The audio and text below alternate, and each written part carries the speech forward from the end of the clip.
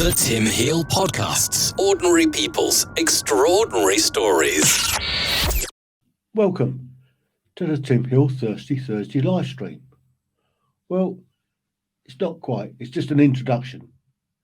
I started doing a live stream on a Thursday evening from 7 until 9. Some weeks we'll have an open forum where we talk about anything that the guests want to bring up. And then other weeks I'll have a special. This particular week is going to be a mental health special, and I'm going to get guests in to talk about mental health issues. We're going to try and dispel the stigma behind mental health and the idea is to bring it out into the open. Let's recognize that people have problems, and it's okay to be not okay. We need to dispel the myth of putting a stigma onto mental health issues.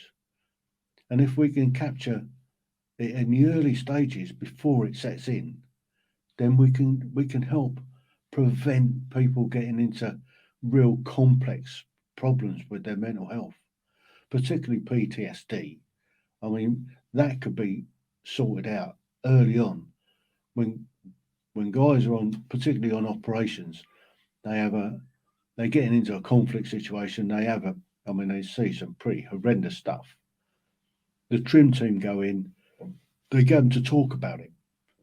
They go in 72 hours after a traumatic incident. They find out how the guys are feeling and how they're coping with it. They make an assessment. 30 days later, they go back and revisit to see how they're doing, to see if they are coping, to see what the problem is then, whether they're still struggling at coping with what's happened. And they can signpost them on at any stage, either at the 72-hour point, the 30-day point, and then you do a follow-up 90 days later, or at the 90-day point. And at that point, if they're really not coping, then they really need to be signposted on to professionals to get the help. And all the while, you're encouraging the guys to talk about what they've done, what they've seen, to get it out in the open, so it doesn't manifest itself into nightmares and they're not bottling up for decades and it comes out. We're still seeing veterans from the Falklands having mental health issues. So what we've gone through in Afghanistan, Iraq, the Balkans over the years, that's going to come out sooner or later. So if we can dispel the stigma of having problems, having mental health issues while you're in service, and be able to talk about it, bring it out in the open, get treated for it at the early stages, it'll help in the long term. So, something else I want to bring up. At the moment, there is nothing but wall-to-wall Ukraine. Don't get me wrong, it's an important issue. I mean, Russia invading Ukraine, where's it all going to end?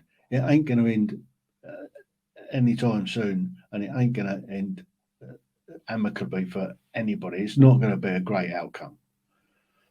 But while the whole of pretty much the world, or certainly the Western world, is focused on what's going on in the Ukraine, what they're missing is what's actually going on in Afghanistan.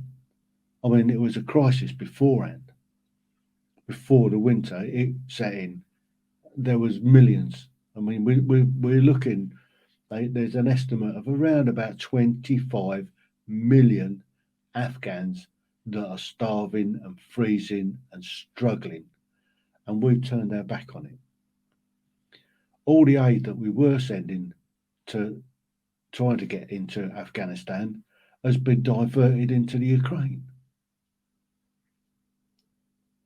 So we're leaving Afghans to the peril. I mean, these poor buggers. I mean, it was absolute chaos when Biden pulled the plug and left us all in a lurch.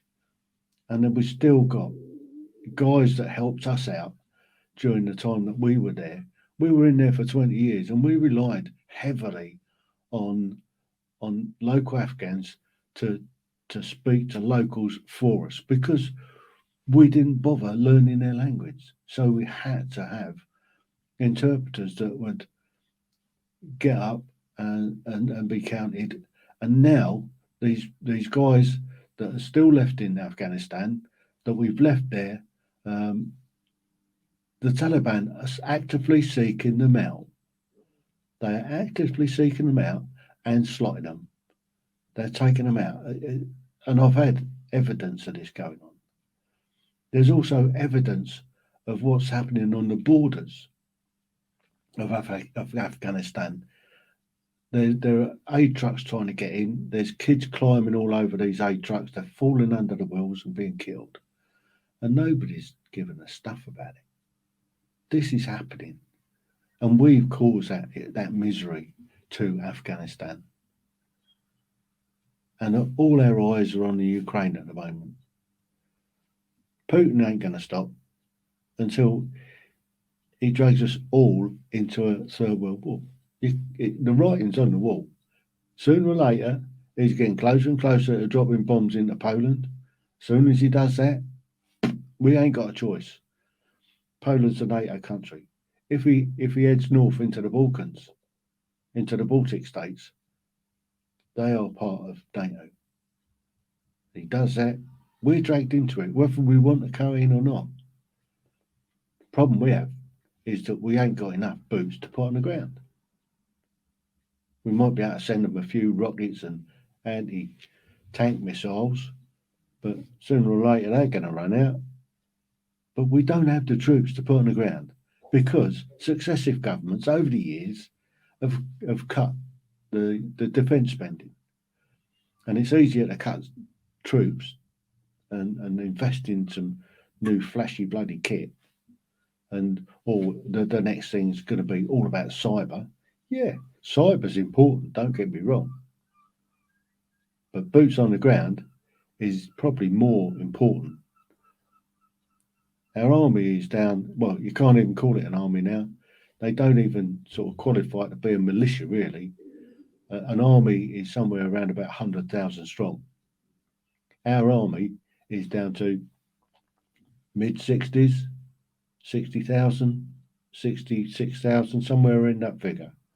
And out of that, there's probably about 20 of them, 27% or 20% of them that aren't deployable because they're downgraded or they're not fit. And that's a fact of life. That's how it goes. So we've got a big problem. We've got two brand new aircraft carriers. Prince of Wales went up to Norway to be a host for an exercise, an operating platform. It didn't deploy with any aircraft because A, we ain't got them, and B, they only went with 1,400 troops on, or 1,400 crew on board. To take Queen Elizabeth went out last year with 2,500 on board. So they haven't got the seagoers. Not to mention all the other ships that they've got. I mean, they've got half a dozen destroyers that are sat, the Type 45s. They can only send one out at a time because the crews, again, they're struggling for crews, for seagoing crews. And we've got a load of new frigates coming on board. What we're going to do with them? We've got the inshore and offshore patrol vessels coming on board, coming on stream. They're struggling at recruiting. This is stuff they ain't telling you because all our eyes are on Ukraine at the moment. There's a world of pain going on down in Sudan and Yemen. That hasn't gone away. They're still scrapping down there. But the West is just looking to the east, to Ukraine. Everything, you can't put the television on, you can't put the radio on without having Ukraine this, Ukraine that. It's a bloody disaster. It's a mess. And needs sorted out. But when they're ignoring everything else that's going on around, then the mainstream media are causing the problems. You'll notice that the COVID's gone away. Not a mention of it. Not a single mention. The Omicron's still sort of around. People are still getting colds. But not a mention. Totally gone. The other thing that's gone away, as far as I can see, is anything to do with fuel prices. You just drive down the road, see a fuel station. My local garage at the moment, it's just creeping up. It was $1.78 a litre for diesel. I mean, that is taking liberties. That is profiteering. You're not going to tell me that all of a sudden the oil prices had to shoot up that quick, that they've got to pass it on to the consumer. It's profiteering is what it is. That's what it comes down to, is these greedy oil companies are profiteering. And what happens? All that cost gets knocked on to the consumer. Trucks need diesel to run up and down the road. The costs are going up to them, so they pass that cost on to the consumer. All the food that you get, that's got to be shifted about. That costs more to produce because the energy prices are climbing like it's going out of fashion. Wages ain't going up. Taxes are going up. Your council tax is going up. Your VAT is going up. Everything is putting up.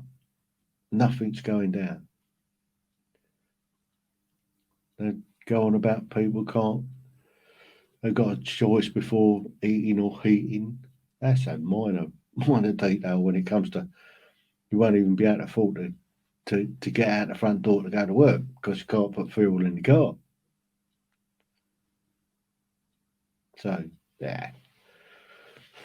These things are certainly said to try us. But for now, we have to get on with it. Who do you get in touch with? Who do you complain to?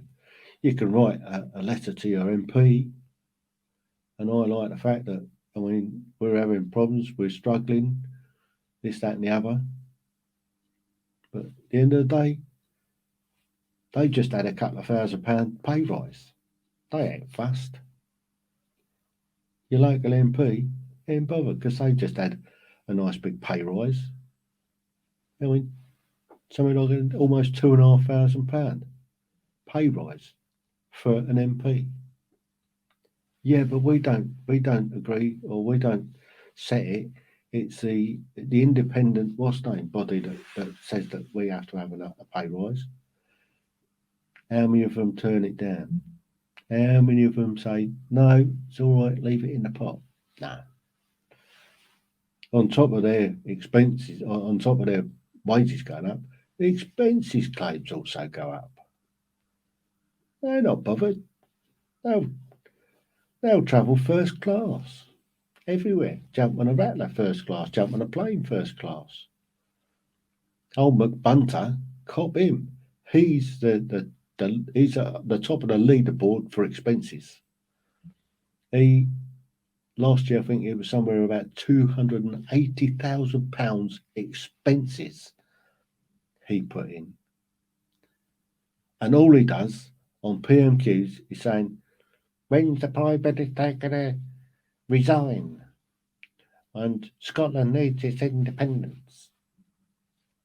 We're paying him £85,000 a year plus the £280,000 expenses for him to come down and spout that crap. He needs to go. The SNP in Scotland are a complete and utter waste of space. I mean, look at what the draconian measures that they're doing. The same with Wales. I would get rid of the devolved administrations. I would also get rid of the House of Lords and find a different way of doing it, because that is just costing the taxpayer billions. So anyway, that's my little bit of a rant for a Wednesday. I really just wanted to tell you about the Thirsty Thursday live stream. So if you manage to get this far, don't forget to check in to it's on Facebook, it's on YouTube, it's on Twitter, it's on Twitch, and it's on LinkedIn. I push out on all 5 platforms on a Thursday evening from 7 until 9. And I would urge you, if you want to join the live stream, ping me a message and ask for the link, and I'll send you the link, and you can come into the show and have your 2 pennies worth. Or you can just sit there and type into the chat box. Or just sit back and watch it. But I would ask you, if you could, it would be very, very nice if you just click that like button.